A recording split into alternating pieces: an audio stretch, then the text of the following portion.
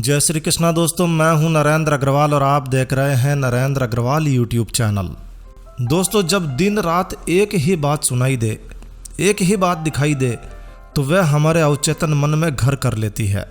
और पूरी दुनिया में अभी कोरोना वायरस की वजह से एक बड़ी संख्या में लोग मानसिक तनाव को झेल रहे हैं।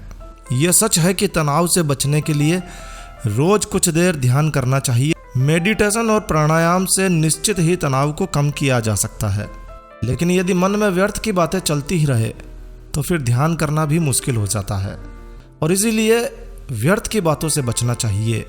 तो अपने तनाव को फिर कैसे दूर करें, चलिए आपको एक कहानी सुनाते हैं, जिसे सुनने के बाद शायद आपका तनाव कुछ कम हो जाए। तो ये बहुत ही पुरानी बात है। एक राजा अपने राज्य की समस्याओं के कारण हर समय तनाव में रहता था। राजा अपने तनाव को दूर करने की बहुत कोशिश करता, मगर तमाम कोशिशों के बावजूद भी वो अपनी परेशानियों को दूर नहीं कर पा रहा था। एक दिन की बात है, अपनी परेशानियों से तंग आकर वो राजा अकेले ही जंगल की ओर निकल पड़ा। राजा जंगल में घूम रहा था। अचानक जंगल में राजा को बांसुरी की मधुर आवाज़ सुनाई दी। राजा ने देखा, इस बीहड़ जंगल में भला कौन है जो इतनी अच्छी बांसुरी बजा रहा है। तो राजा उस दिशा में आगे की ओर बढ़ने लगा जहाँ से आवाज़ आ रही थी। तो राजा क्या देखता है कि एक युवक वो बांसुरी बजा रहा है। राजा उस युवक के पास पहुँचता है। राजा देखता है कि वो युवक बेहद शांत और प्रसन्न दिखाई दे रहा है। अपनी मस्ती में बांसुरी बजा रहा है और उसके पास ही कुछ गाय घास चर रही है।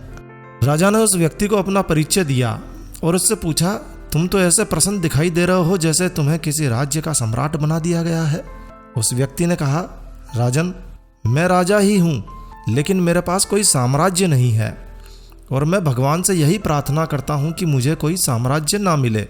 साम्राज्य मिलने पर व्यक्ति राजा नहीं रहता है, बल्कि सेवक बन जाता है। उसके ऊपर पूरी प्रजा के पालन का भार होता है। उस युवक की ये बात सुनकर राजा हैरान हो गया।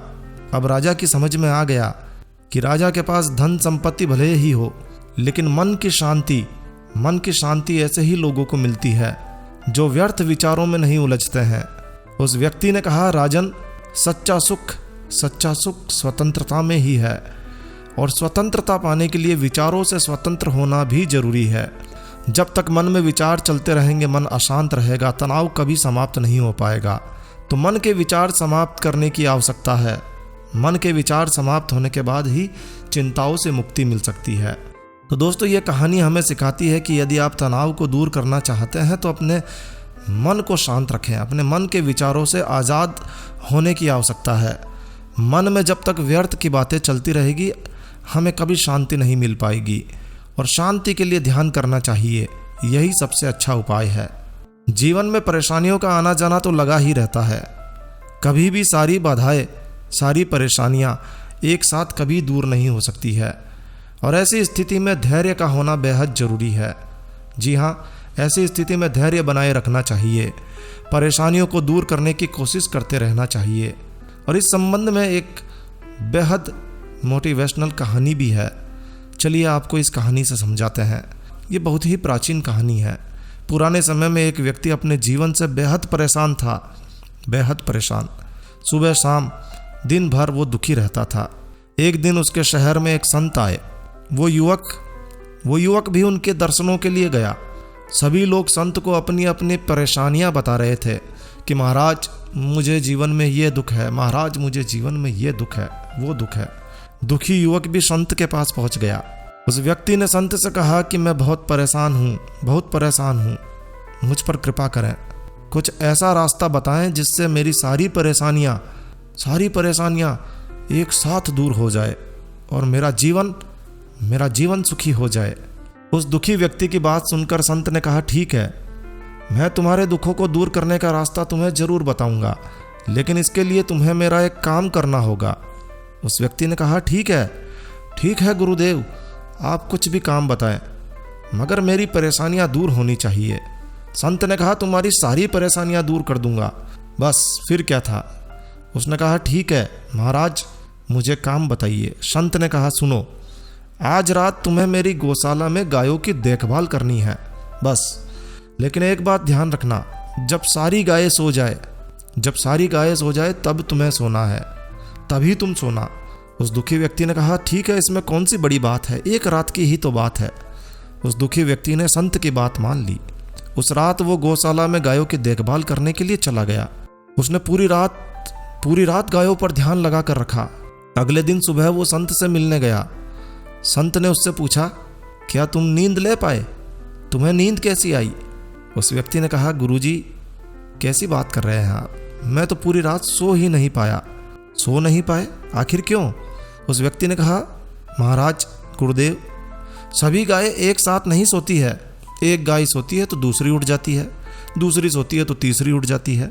ऐसा पूरी रात ही चलता रहा और आपकी आज्ञा थी कि जब सारी गायें सो जाए तभी तो मुझे सोना था। तो सारी गायें तो सोई नहीं, तो फिर मैं कैसे सोता? संत ने कहा, ठीक है, हमारे जीवन में भी परेशानियां इन गायों की तरह ही है। कभी भी एक साथ सारी समस्याएं समाप्त नहीं हो सकती है। जीवन में कुछ ना कुछ दुख तो बना ही रहता है और इसीलिए हमें परेशानियों का डटकर सामना करना चाहिए। बाधाओं से डरना नहीं चाहिए, बल्कि धैर्य रख के शांत मन से उन्हें दूर करने का प्रयास करना चाहिए। तो ये दो कहानियां हैं जो हमें सिखाती है कि जीवन में यदि परेशानियां आए, बाधाएं आए, समस्या आए तो शांत रहने की ज़रूरत है। व्यर्थ की चिंताओं को करने की आवश्यकता नहीं है, क्योंकि सारी परेशानियां कभी भी एक साथ समाप्त नहीं हो सकती है। तो ऐसे समय में आपको धैर्य रखना चाहिए। धैर्य रखकर व्यर्थ के विचारों को अपने दिमाग से निकाल देना चाहिए, क्योंकि ईश्वर जो भी करता है अच्छा ही करता है, अंत अच्छा ही होता है।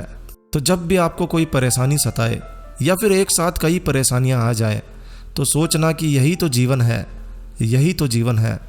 एक परेशानी जाएगी तो दूसरी आएगी, लेकिन आई है तो उसे भी तो जाना ही पड़ेगा। तो परेशान मत होना, व्यर्थ की चिंताओं को गले मत लगाना। तो बस इस वीडियो को यहीं विराम देते हैं। आशा है ये वीडियो आपको अच्छा लगा होगा। तो दोस्तों, यह जानकारी आपको अच्छी लगी हो, ये कहानियाँ आपको अच्छी लगी हो तो कृपया लाइक के बटन पर जरूर क्लिक कीजिए। और यदि आपने हमारा ये चैनल सब्सक्राइब नहीं किया हुआ है तो कृपया चैनल सब्सक्राइब कर लीजिए, क्योंकि इस चैनल पर हम लेकर आते हैं आपके लिए तरह तरह की धार्मिक जानकारियाँ, होम रेमेडीज, होम टिप्स और टेक्निकल नॉलेज। तो सब्सक्राइब करने पर आपको हमारे नए वीडियोस की अपलोड्स लगातार निरंतर मिलती रहेगी। तो अभी सब्सक्राइब के लाल बटन पर क्लिक करके चैनल सब्सक्राइब कर लीजिए। तो एक नया वीडियो, एक नई जानकारी लेकर मैं आपका दोस्त नरेंद्र अग्रवाल फिर मिलूंगा। तब तक के लिए stay healthy, stay happy. Thank you for watching my video. Thanks. जय श्री राम, जय हनुमान।